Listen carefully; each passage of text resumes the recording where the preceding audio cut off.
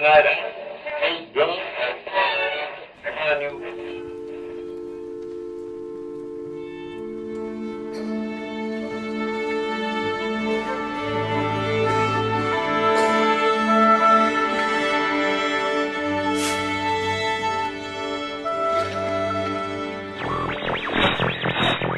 Welcome back to 57.5. You've tuned in just in time for our weekly broadcast, Speak No Evil, hosted as always by Sarcasm the Sickness. Unwind from the daily grind and enjoy. Hello, lovely people of the airwaves. My name is Sarcasm the Sickness, and I want to sincerely thank you for joining me tonight for the first broadcast of Speak No Evil. Now, since this is our very first show, I'll take a moment to explain what Speak No Evil is for anyone who may have missed the announcement 2 weeks prior. Speak No Evil is essentially a spoken advice article. Listeners like yourself can submit questions for me to read aloud and answer on air by submitting them to our Ask.fm app at ask.fm/speaknoevilradio. Time permitting, I will answer 5 questions per show and do my very best to give the most thorough and helpful advice. This show needs your help to stay alive, so your continued participation and frequent visits to 57.5 are greatly appreciated. Now, with that said, let's dive right into our first question. This comes to us from The Muddy Salamander. Dear Sarcasm the Sickness, me and my girlfriend have been dating for almost 3 years now, and college is getting much harder on her, causing depression, and I've tried everything I can to help, but it seems not to be helping anymore. What do? I don't want to lose her. I know my girlfriend is suffering from depression because she has had issues with it before, and it's not just school, it's her parents as well that cause a lot of these issues, and I feel like nothing I do helps anymore. Please, I would love the advice. The Muddy Salamander.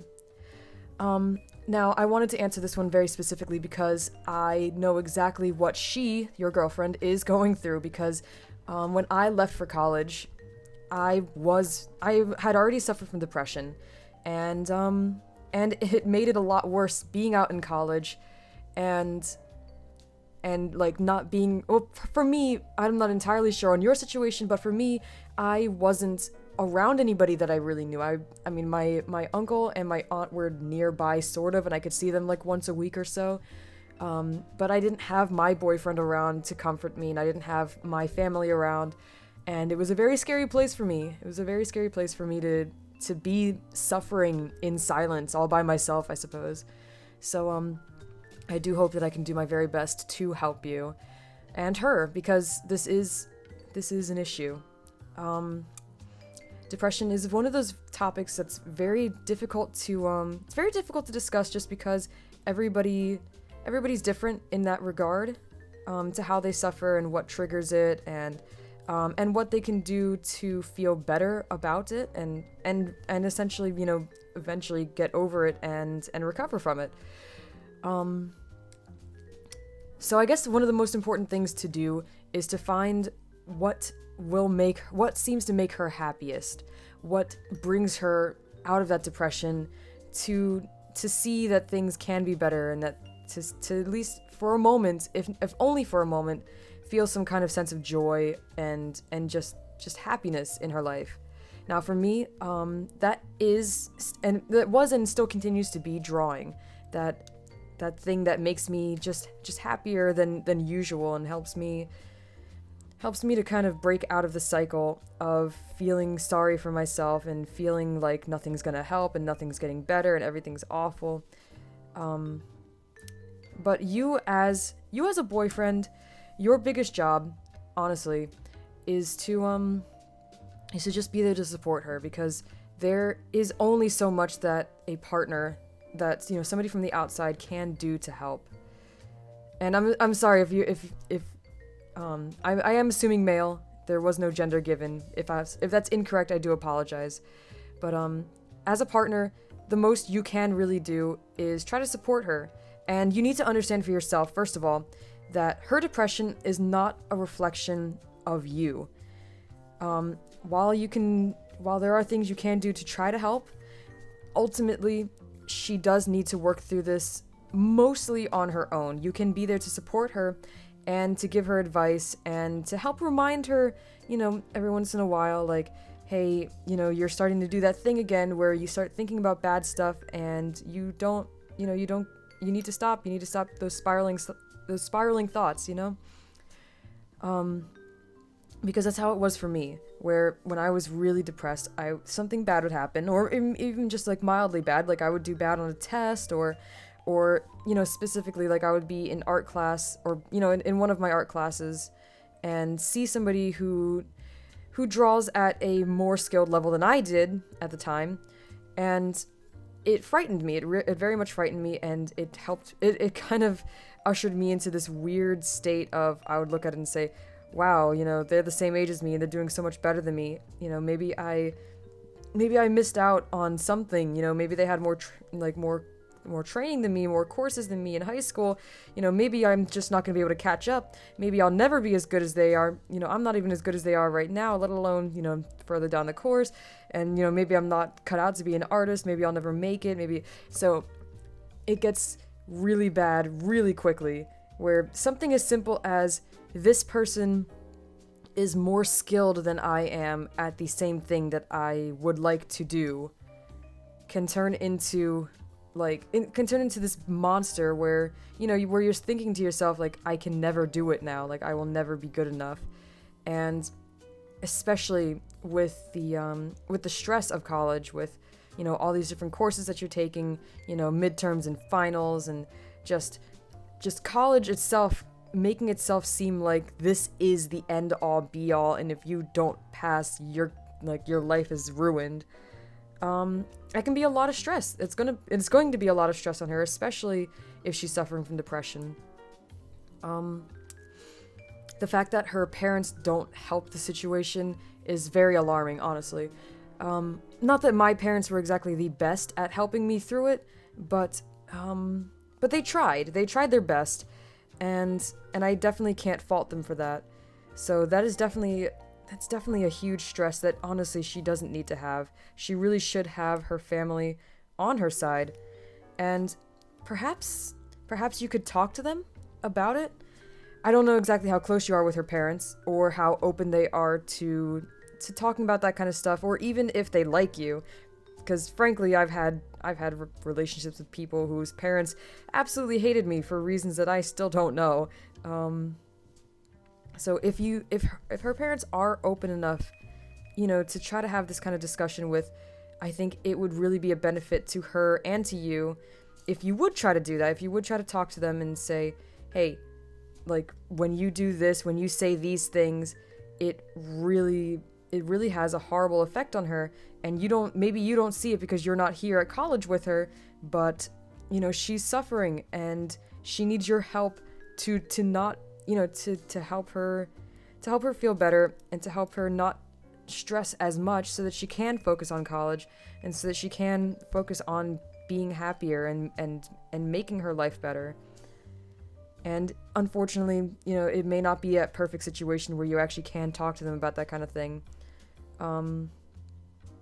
In which case, I suppose you kind of will have to be there for her, to tell her, look, what your parents say, what your parents do, it doesn't matter, It's like, if they're not going to be there to support her the way that they need to, the way that they should, as parents, as family members, as people who are supposed to love her, then it may be time for her to kind of not cut ties necessarily. That's a very harsh thing to say, but to take what they say and what they do and their actions a little bit lighter, a little bit more with a grain of salt. Just like, try to think more objectively about it. Like, well, they feel this way because they don't understand what it's like to suffer from depression. They think this way because they don't understand what it's like to be a young adult in this day and age. They talk this way, they act this way because they can never understand what it's like. And it's not going to fix the situation, and it's not going to make them stop, saying or doing the things that are upsetting her so much. But it'll help her and you kind of let it affect you both a little bit less. Kind of affect, let it roll off of her back a little bit more, hopefully, in a way. I do apologize. I do hope that this is helping a little bit, but the biggest thing is that you as a partner have to be there to support her, but you do have to let her you have to allow her to figure out what is going to fix her. Because you really can't tell her what to do.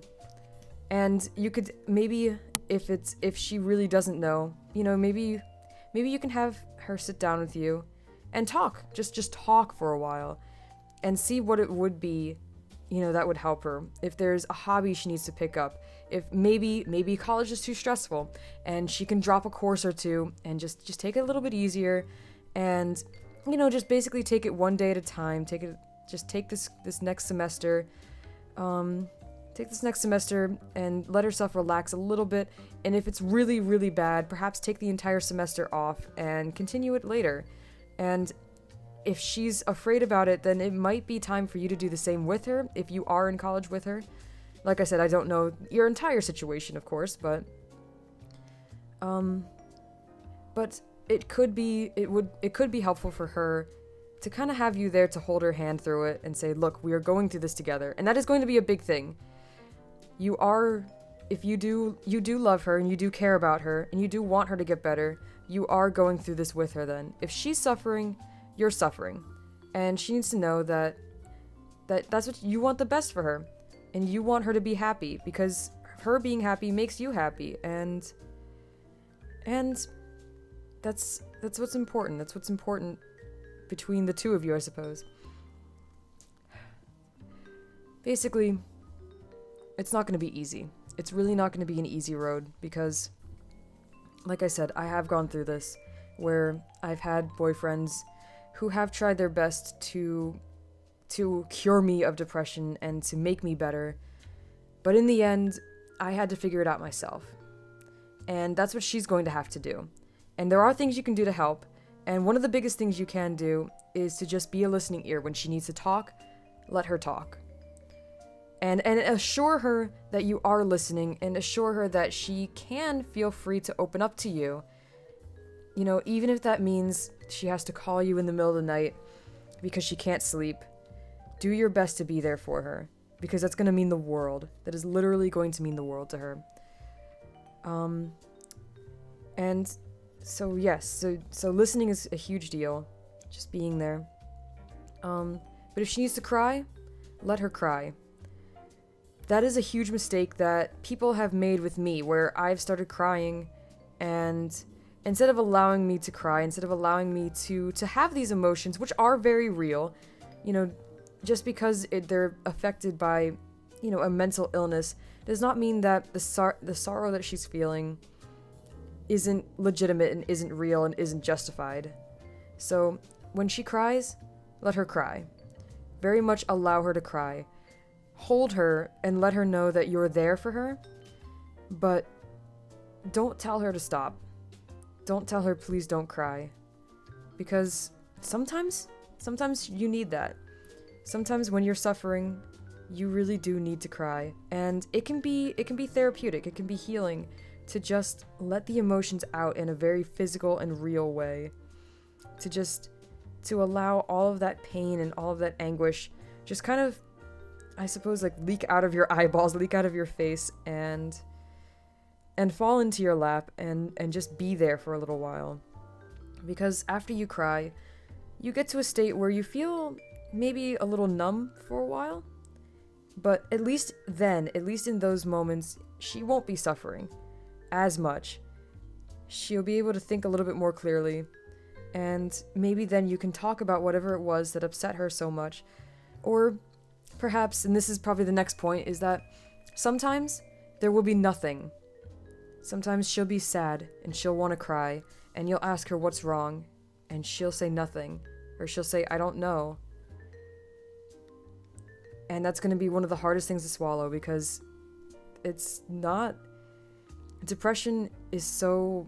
It feels surreal, honestly, that a person can be so ridiculously sad and sit down to themselves and wonder, why am I so sad? Like, you're literally sobbing and just all these emotions just all over the place, and yet there seems to be no reason for it. There just seems to be no logical explanation for why you should be crying like that, why you should be sobbing, why you should be literally like breaking down. And you have to accept that. You will have to accept that sometimes she will have no idea what's wrong. And in those moments, don't try to figure out what it is. Because that's going to stress her out more, and that's going to freak her out more. Like, you don't want her to feel like something is wrong with her, because there isn't. Unfortunately, depression is becoming a very normal part of a lot of people's lives. And she doesn't need to feel worse about it by feeling like she's strange or odd for not knowing why she's upset. Because I know that's exactly how I felt when people would push me saying, "Why are you so sad? Why are you crying? What's going on? Nothing's wrong." Then it would make me panic and go, "Nothing is wrong. Why am I crying? What's going on?" And it just spirals downward, and it gets so much worse, so much more quickly. But I suppose another thing is, on campus there should be a psychologist, a counselor of some sort. You obviously talk with her first and see if she'd be willing to talk with the counselor. And if not, then, oh well, you tried. But if she is, then that could be a very good option, to just have somebody else to talk to, and have somebody else who is more skilled in, or more knowledgeable, I suppose, about depression and about the general mental state of somebody suffering from depression, to bounce off of and to talk to. And perhaps if she's not willing to talk to them, maybe you can talk to them. Maybe you can find out who the counselor is, who the psychologist is, if there is one. And if not, maybe a psychology major, maybe a psychology teacher. Hopefully there will be somebody on campus that you can talk to get more advice from, to get more information from in regards to it. Obviously, I don't know if she's already seeing a counselor, and I don't know if she's on any kind of medication. Medication is not the way that I would recommend to go, because it never worked for me. But I know it does help for some people. So if she's been thinking about that as an option, support her. That is a big deal as well.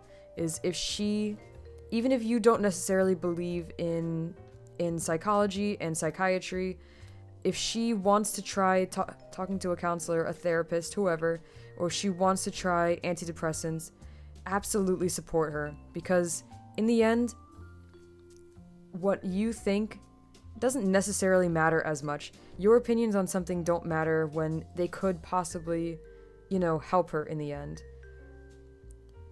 So, even if it's a weird concept to think of, like, wow, well, my girlfriend can't talk to me about these things, she has to go talk to somebody else. It is not that. It is never that. It's not that she can't talk to you, and not that she doesn't want to talk to you. It's just that sometimes you need somebody who knows what to say and how to say these things to help her rationalize it. And that's what psychology did for me, is that it's not necessarily that I couldn't talk to my parents about it, or not that I couldn't talk to my friends or my boyfriends or whomever.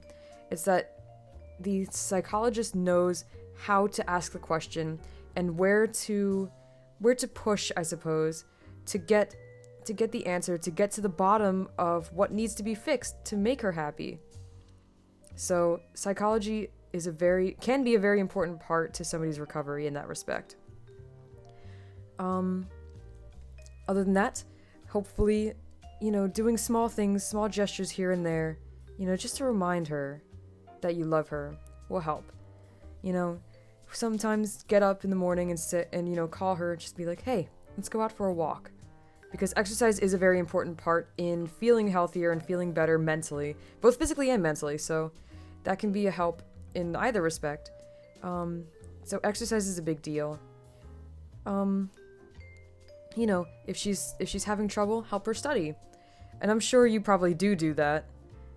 But if you don't, then if she's very stressed, then helping her with a problem, helping her with something like that can be another way that that you remind her that you do still want to be close to her, despite everything that she's going through and despite the suffering that she's going through. Ensure her that her depression isn't isn't going to scare you away. Because it scared away many of my partners, even though they said that it wouldn't, even though they said that, that they could handle it. And that's a very real fear for a lot of people who suffer from depression. Like, well, why would they want to stay with me? Because I'm always sad all the time, Like, why would anybody want to be around that? Assure her that you love her for who she is, not who the depression makes her to be. And that you just want to see that part of her again, and you want to help her get to that point again. And that's gonna hopefully inspire her to really take this seriously and really take recovery seriously. More things you can do with her. Taking her out to dinner. Eating healthy is a very important part of recovery as well, and just feeling better mentally and physically. If you feel better physically, chances are you're feeling better mentally as well. Let's see. Make sure that she gets outside sometimes. I know college can be very tough, and you can be in your dorm a lot, in classrooms a lot, in the library a lot. Sometimes take her outside to study, take her outside to relax, because sunlight is also a very important part of mental health.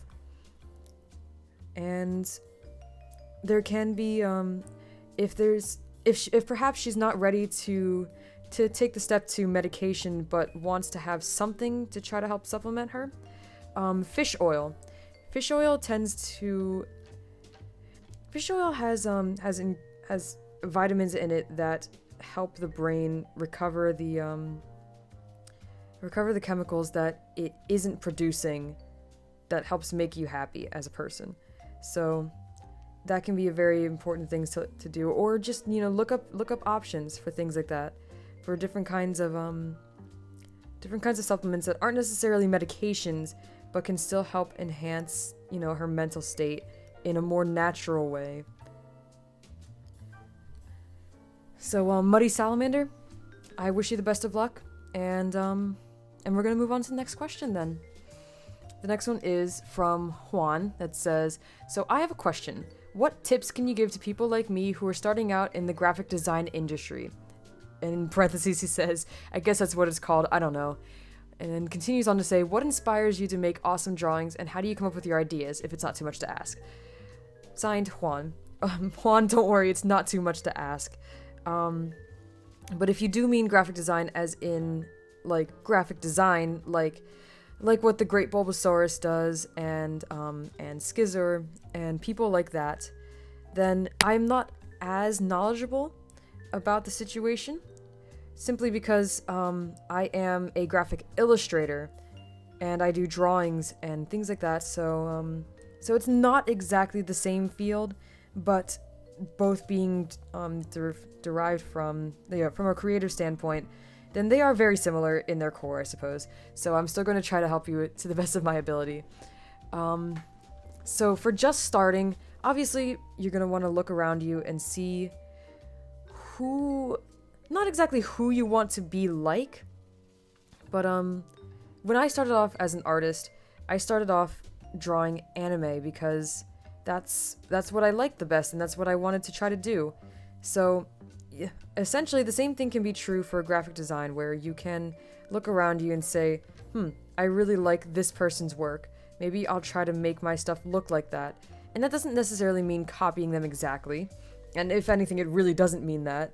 But it's good to have somebody to look up to and somebody to monitor and say, this is how they do that. And obviously in our community, there is a lot of graphic artists. Graphic designers and artists, I suppose. And a lot of them like to post their speed designs on YouTube. So it is very easy for somebody starting out nowadays to have somebody to literally look to when they're getting started, and actually literally monitor how they progress through things. And of course, a lot of these people are very open to answering questions, and just giving helpful tips here and there for you to consider. So that may be a big deal, is finding somebody that you essentially aspire to design like. Essentially, whose style you appreciate the most. Not that you're going to be exactly like them, and not that you should be exactly like them. Because the artists that I look up to, I don't want to be exactly like them, but I want to take things from their style and implement it into my own. So, but of course it is important to have a starting point, and that's where this person comes in. This person that you look up to, it gives you a place to start and go and say to yourself, like, this is what I have to work with. This is what I can do, and this is, I'm going to take things from this person that I really like and try to implement it into my own work.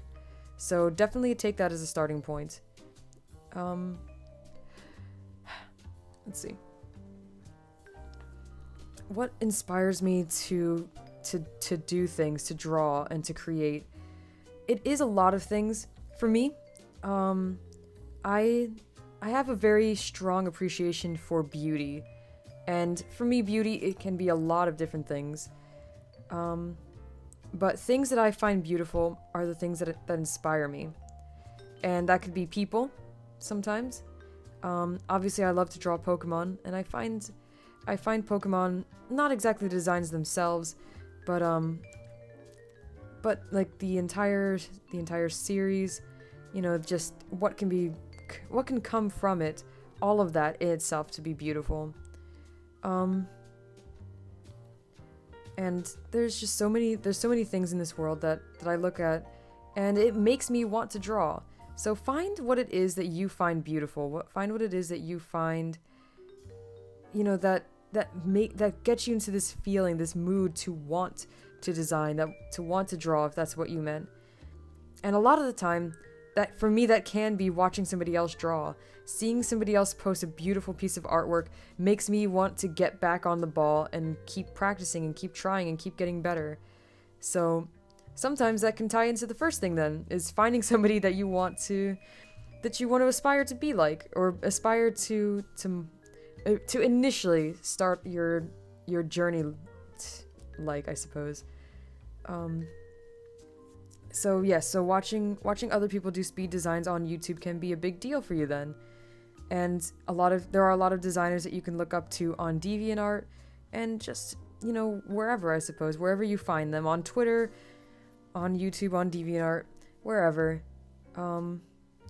And sometimes just seeing what other people have created and what other people are creating can be such a huge inspiration, because it makes you feel, for me, it makes me feel like I'm being left out. I'm like, wait, they're having such a great time drawing this. I can be having a great time drawing something else. And it really is a bit of a shame on my part, because I do like being at people's drawing streams, but I can't stay for long because it always makes me want to draw. But yes, so find what it is that you find beautiful. Find what it is that you find inspiring, because it is going to be different for everybody. It is going to be very different for each and every person. How do I come up with my ideas? That is a very good question. Because a lot of the times it can be different. For certain things, like when I do commission work, for the most part, the ideas are brought on by the clients, by whomever is commissioning me. And they say, this is what I want. And this is generally, the idea I had for it. And from there, I'll take that and run with it. But they usually are the ones providing the initial idea. And so it depends. It really depends. When I do personal work, sometimes it happens just by daydreaming. Just by laying down and thinking things to myself, and sometimes, like very recently I suppose within the last like month and a half, I was just daydreaming. I was just thinking about really nothing, and a character popped into my head, and I don't know what this character really is about. I have no story to put her into right now, and I really don't plan on pursuing that, but oof, my apologies. But just daydreaming, I came up with something that I found I needed to put down on paper and pencil, or yeah, I needed to put it down on paper, and I needed to draw it right away. I had to get up right then and there, even though I was trying to go to sleep. I had to get up and draw it. So when you feel that twinge of inspiration, when you feel that I have to do this thing, do not ignore that. Take that opportunity. It could be 3 in the morning. It could be, during your lunch. It could be as you're taking a shower, because the bathroom and the bedroom are the two places where a person usually tends to think at their most creative. For whatever reason, I don't know what it is, but when you're waking up and when you're going to sleep, and when you're showering in the morning or brushing your teeth, you're not really doing a lot. So your mind wanders, and allow it to wander. Allow it to drift off. On occasion, the Great Bulbasaurus will lay down in bed and just lay there for a while. And that's what he does sometimes when he needs to brainstorm and just can't quite get into the flow of it. And he'll lay there and think, and just think, and think and think and think, and stay there until something hits him, and then he will get up and jot it down. And that could be a help to you too, to just take a moment and clear your head and just think. Just think about this one thing. Think about what you want to draw, what you want to design. What do you want it to look like? What goal do you want it to accomplish? Because design and drawing, are very different, where a drawing can be done and serve no purpose, where a design, ordinarily, it is done to serve some sort of purpose, to be a layout, to be, somebody's logo or icon. So what do you need it to be? Do you need it for anything? Do you just want to do it? And sometimes just taking on projects here and there for free, pro bono, can be helpful to just to start figuring out what it is that what your style is, and what your motivations are to design and to draw or whatever. So sometimes just doing things by your without any promise of pay, or without any promise of anything particularly, can be helpful just in those times at the very beginning, when you are trying to discover yourself as a designer or as an artist.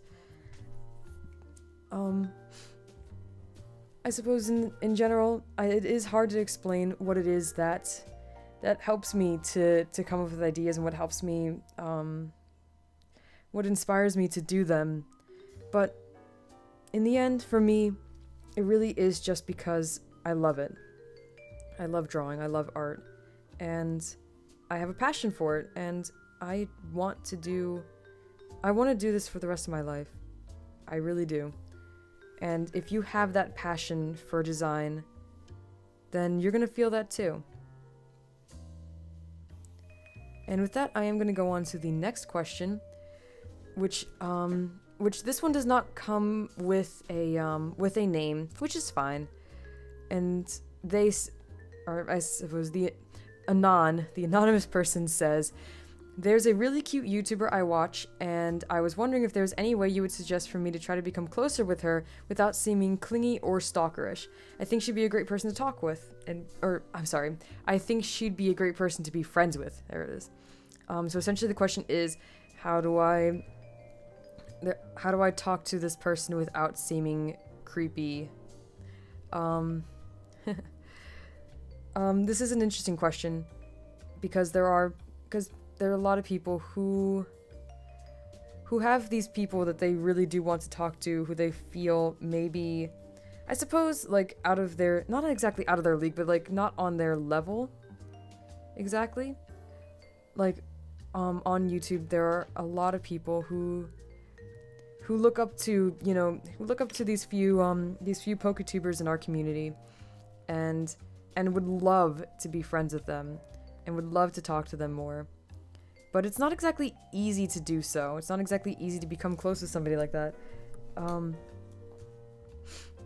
And of course, it is really going to depend on who this girl is, because if she is somebody with a more dedicated following, a larger and very active following, then unfortunately, you may go unnoticed. Not so much unnoticed as if she's intentionally ignoring everyone, but when somebody receives, 50 plus comments on every video, it can be hard to stand out from the crowd. It can be very hard to stand out from the crowd, and especially to seem sincere, because a female on the internet does receive a lot of weird comments and boys and men trying to be closer to them. And honestly, it can be a very scary place. It can be a very scary place for a female, especially when it comes to trying to talk to new people.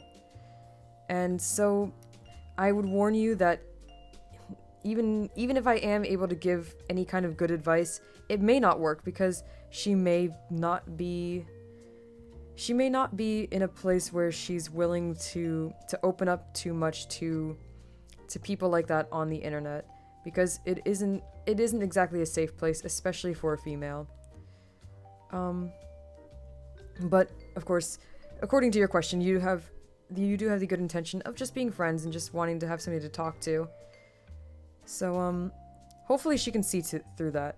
But the biggest thing is on YouTube, just comment frequently. Comment frequently, and if she has a Twitter to go along with her YouTube, interact with her on there sometimes. And this doesn't mean jumping on every single tweet that she makes, because that does seem very clingy and stalkerish. But if she asks questions, or if she's expressing her love for something, maybe that can be a time to chime in and say, hey, I like that thing too.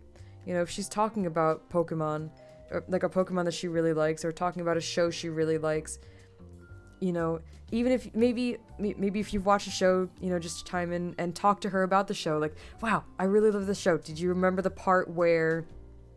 Or if you've never watched the show, it could be a good opportunity to ask, hey, why do you like this show so much? I was thinking about watching it, and just open up a line of communication that way, and start communicating very casually.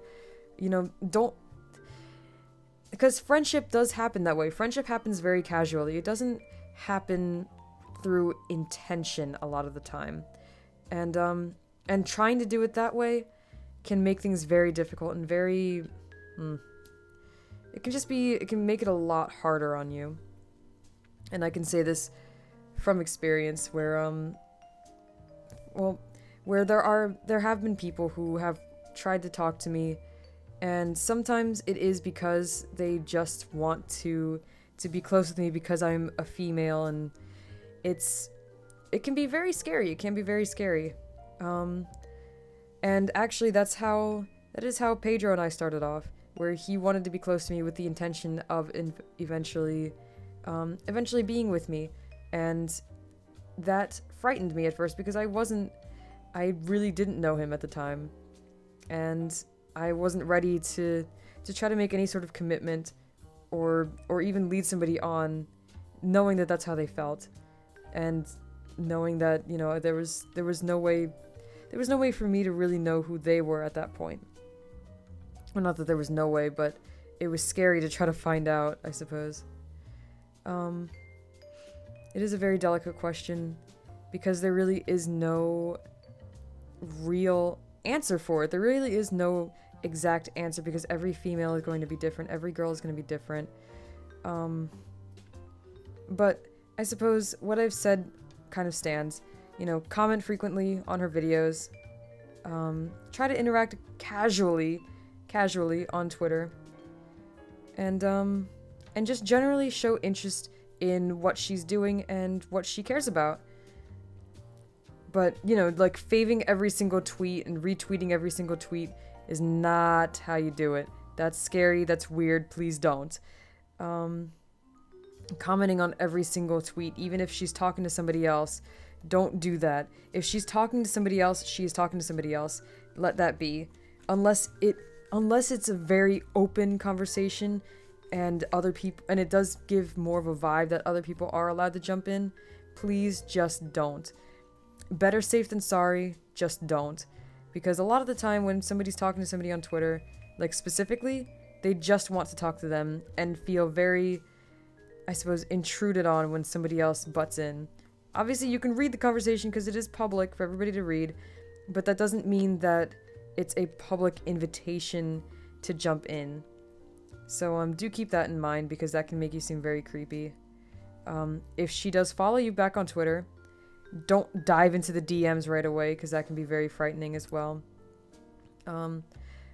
Unless she gives you the okay to do so. If you ask, hey, can I talk with you, in DMs or whatever, and she says okay, then by all means. And perhaps asking her may be a good way to start that.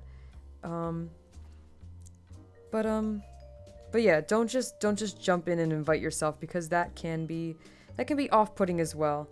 That can be very frightening for a lady. So what was that? Comment frequently, talk on Twitter. And I suppose one of the most important things is don't expect too much.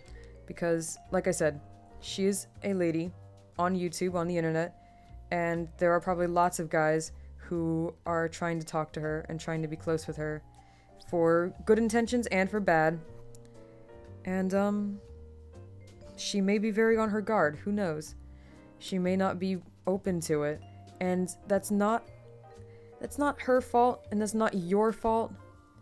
It's more of, like, a lady does have to be very guarded and very careful on the internet, and just generally anywhere, because the world isn't exactly as safe for girls as it is for guys.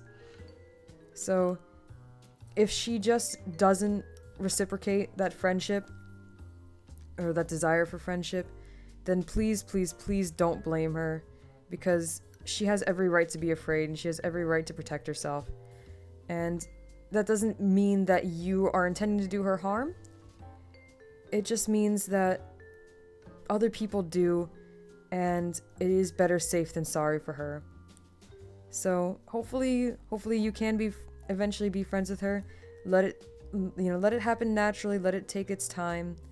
But if it doesn't happen, please don't be mad at her, and please don't blame her, and don't blame yourself, because it's not gonna help anything. It's just hopefully, even if she doesn't reciprocate your friendship, hopefully you can still enjoy her videos and still, enjoy listening to her or enjoy watching her or whatever. Because that's, as a YouTube content creator, that's probably all she wants, is just to have people, support her. And that is the biggest thing you can do for her, is to support her. Now, we are getting close to our time limit, so I'm going to move on to the next question. This comes from Mark, and says, I have some degree of social anxiety. It has gotten to a point where I'm actually scared to introduce myself to people and start a conversation, especially when they're in groups. I feel like it has cost me making friends. Do you have any advice to talk to people without feeling so awkward? Mark.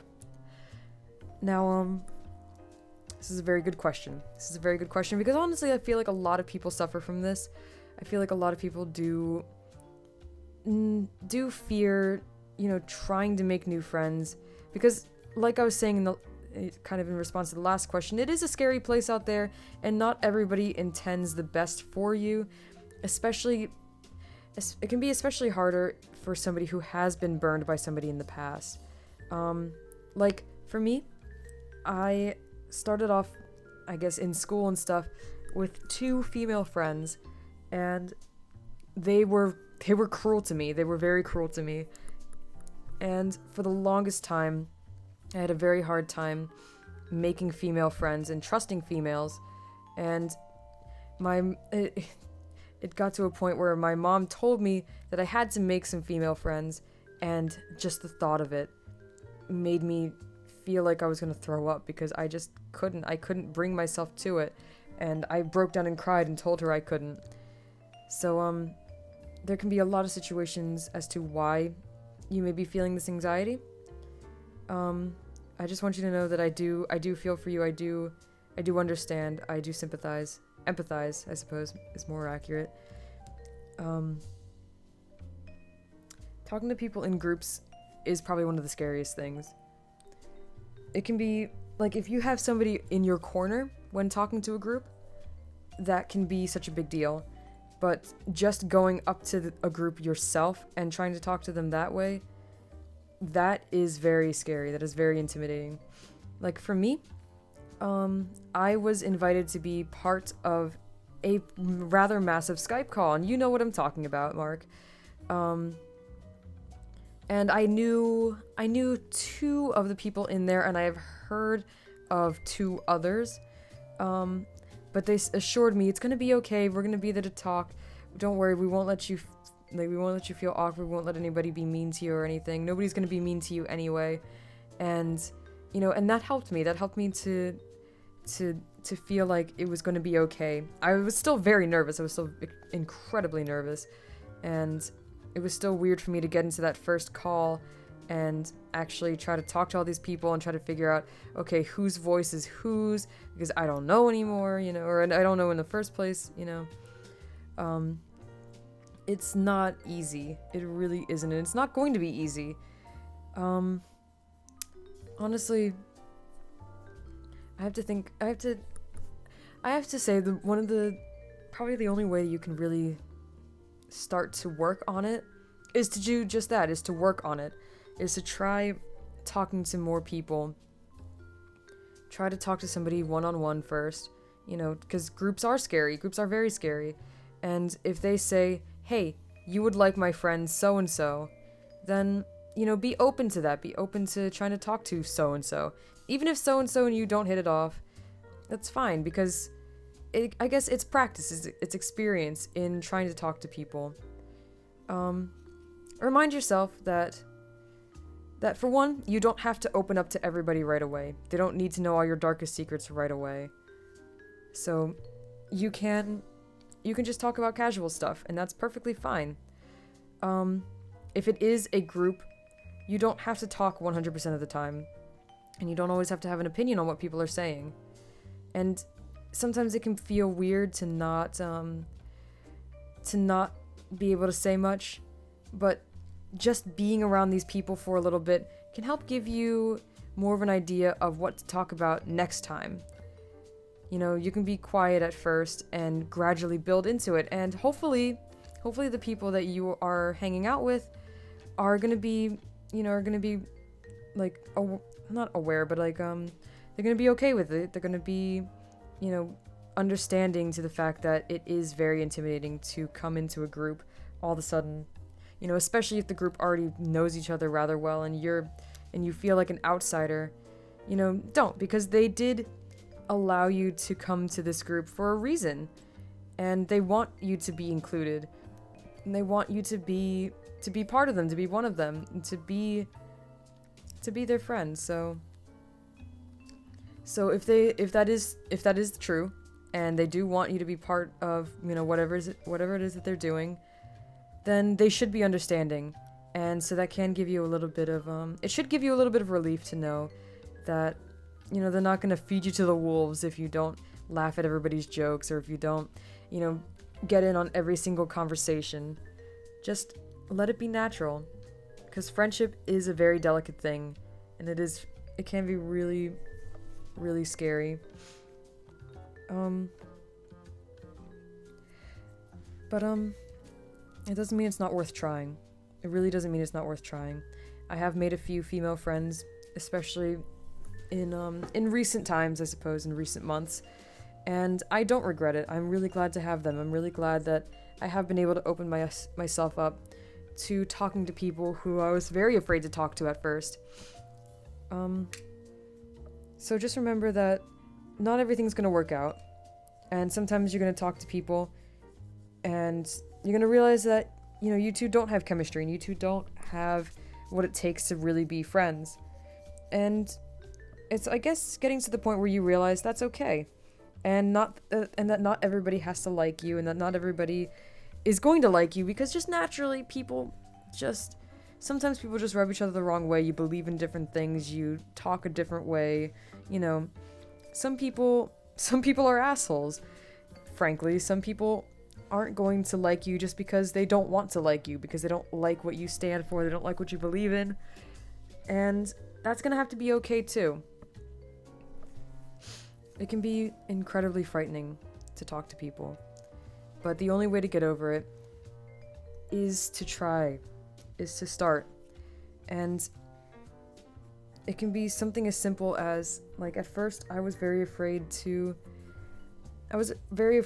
place orders at restaurants and stuff. I'm very afraid to talk to people, even in that limited amount of contact. Start there, start small. Whatever the smallest problem is, try starting there. Try answering more questions in class, try asking more questions when you have them. And, sometimes just naturally through whatever you're doing, somebody may come up to you and say, "Hey, I really like what you're doing," or "Hey, what are you doing right now? Hey, what's this?" And don't shy away from them. Try to talk to them, try to engage with them. Because sometimes people will just naturally gravitate to you, and that's such a wonderful thing. It really is. But don't feel like every time you don't talk to somebody is a missed opportunity, because not everybody is worth being friends with. Not everybody is going to be somebody that you will, ever get along with. So the best thing you can do for yourself is to move forward from here. And just remind yourself that it is going to be okay, even if they don't like you, even if you don't get all the jokes, or don't have any input on certain conversations. If they like you as a person, then it will be okay. And they will eventually come around to topics that you will be able to talk about. And hopefully, you can interject and give your own ideas and give your own topics to talk about. Hopefully that helps. And I'm going to move on to the next question then. Thank you, Mark. This is the final question, and it says, "I want to start my own YouTube channel, but I get discouraged easily. Seeing a few huge channels in the Pokemon community, I feel like I would never amount to anything. What should I do to not be so timid in nature and hopefully get my channel started? Signed, Small Fish." Now, I do want to start off by saying that if you are easily discouraged, YouTube is not the place for you, because you are not going to do well right away, and you are not going to gain recognition right away, and it is going to take a lot of time. So, if this is something you very much want to do, then you're going to have to understand that it is going to start off slow. It's going to start off very slow, and you're going to put up videos, sometimes videos that nobody will ever see. And that's going to be heartbreaking, and it's going to suck. But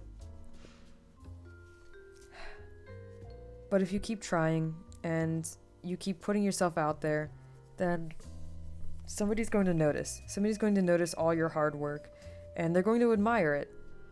The Pokemon community can be very harsh sometimes, and it can be very cruel to new and upcoming channels. So you kind of do have to develop a bit of a thicker skin to be able to weather that, I suppose. For starting a new channel, one of the best things you can do is come up with something new and creative. Come up with something that makes you stand apart from all the other new channels, because there are a lot of younger channels out there who are all scrambling to try to get some kind of recognition, and some of them get it, and that's wonderful, and some of them don't, and that can be really discouraging and really heartbreaking. And I am lucky that I did gain some pretty early momentum, and I did gain some pretty powerful allies who were willing to help me early on. And not everybody's gonna have that, and that's just fact. It's just sometimes somebody, just naturally gravitates to somebody else. Sometimes a lot of the channels that do better straight away are ones that have been picked up by bigger YouTubers. But that doesn't mean that everybody is. It doesn't mean that in fact, some of your biggest and probably favorite YouTubers out there started off all by themselves, and that was fine with them. And they kept working at what they loved and kept working at what they wanted to do. And some of them got there through their ideas and the things that they, the new and exciting things that they brought to their channel that other people didn't have. Some of them got there on their personality, who, they were just that wonderful to listen to and that wonderful to watch, that people gravitated to just who they were as a person.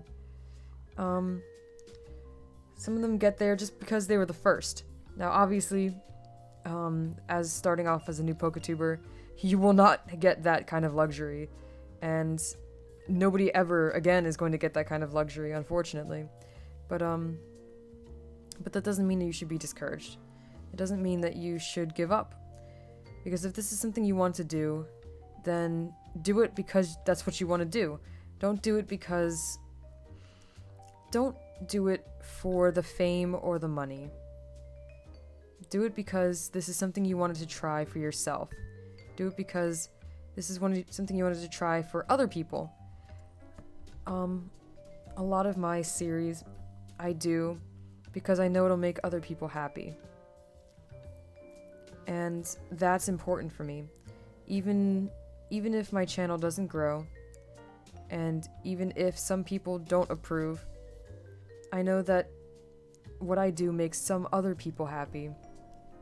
And for me, that makes it all worth it. So find what your motivation is for starting YouTube. Whatever you may do on YouTube, whether you stay with Pokemon, whether you eventually branch out, whether you start off by branching out into other things, find what it is that makes you want to. And is it, being inspired by the bigger PokeTubers?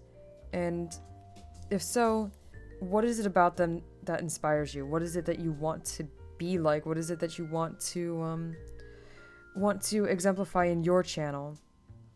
So look around, see who else is out there, and try to gather, information in that respect. Like, what is it that you want your channel to be built off of? Do you want it to be built off of your ideas? Do you want it to be built off of your personality? Do you want it to be built off of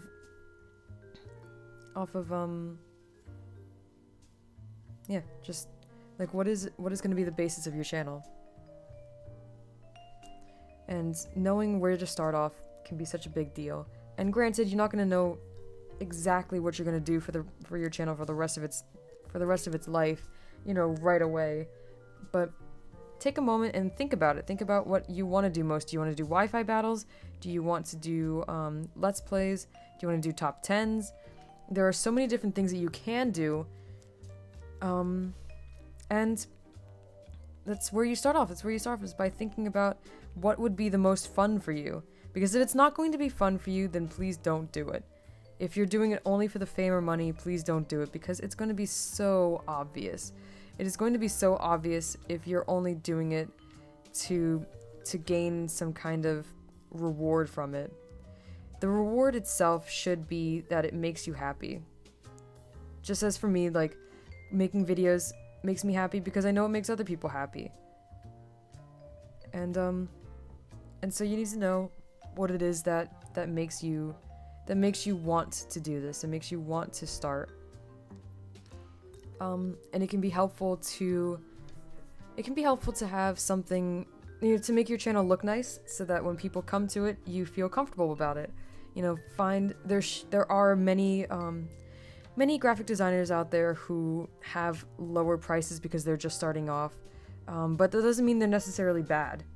So sometimes finding a good graphic designer to do a good banner and icon for you, that can be a very good place to start. Or an artist if that's more your fancy. And that could be a very big deal, is to just have your channel look nice so that when people go there, you feel comfortable about it. So yes, figure out what you want your channel to ride on, what series you want to focus on the most. Dress it up a little bit, make it look nice, and please, please, please remember that it's not going to be easy. It is not going to start off easy. It is getting harder and harder every day for new PokeTubers to get started and to get anywhere with it. So only do this if that's really what you are willing to do. You have to be willing to fight. You have to be willing to stick it through even when the going gets tough. You have to be determined, and you have to have fun with it, because if you don't, then what's the point? So please, if you do indeed get started, just remember that it is going to be a long road, and do your best. Do your best with everything that you do. Invest in good equipment so that you sound professional. You want to have a good microphone. PX21s are great. Snowball isn't too bad from what I've heard. Get a good microphone. Observe other larger, more successful PokeTubers to see how they set up their battles and how they do their Let's Plays and stuff.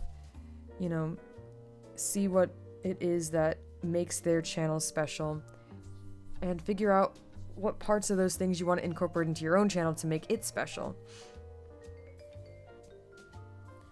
And I guess do try to network. Do try to talk to other PokeTubers.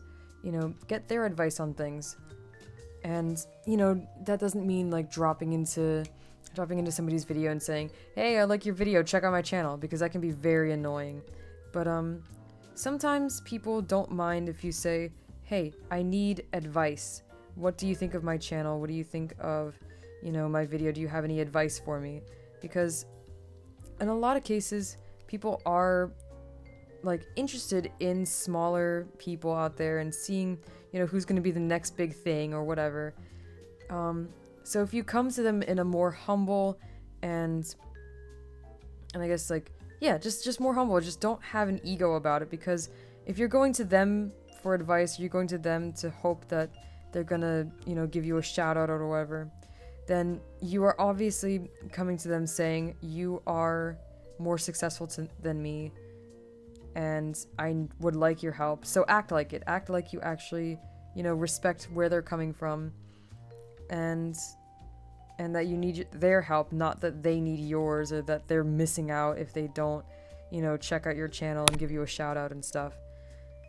So be humble if you're gonna try to talk to bigger PokeTubers, and don't spam them, because that's not gonna get you anywhere. It's really not.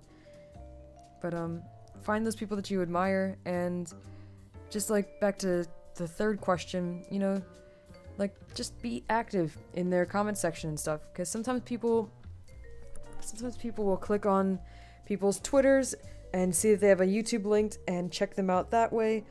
Sometimes people will see somebody frequently in the comments section and, try to check them out that way. There's a lot of different ways to gain exposure, and a lot of different ways to have somebody notice you, and even if nobody notices you, please remember that, this is your journey, and this is what you were willing to do to get started.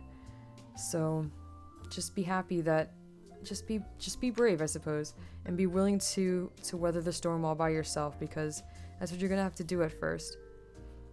And don't be afraid to talk to other small PokeTubers and, and maybe work together with them, and hopefully you'll both grow together. So Smallfish, I do wish you the best of luck, and feel free to drop into my comment section at any point after you've started your YouTube career, and ask me for advice. Ask me to go check out your channel and give actual, pointed, this is what I observed and this is how I feel you can improve kind of advice. So please don't hesitate to do that. And that is going to be the last question of our segment.